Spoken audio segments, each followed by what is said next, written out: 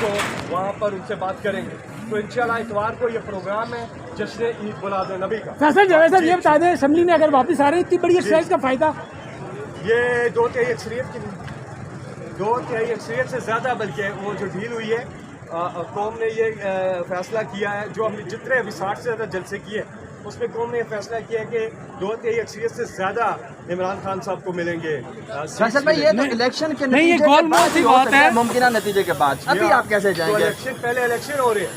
मैं आपको बताऊं, ये जो इमरान खान साहब कॉल दे रहे हैं, इसके बाद इम्पोर्टेड हुकूमत एक्सपोर्ट हो जाएगी।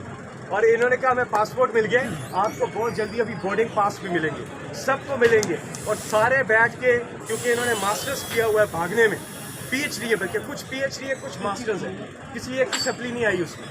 और ये लोग भागने में माहिर हैं और इनको बोर्डिंग पासेस पासपोर्ट के बाद इशू हो जाएंगे। बहुत शुक्रिया सर, बहुत शुक्रिया, थैंक यू। बड़ी मेहरबानी जी। काम बताया। कौम के साथ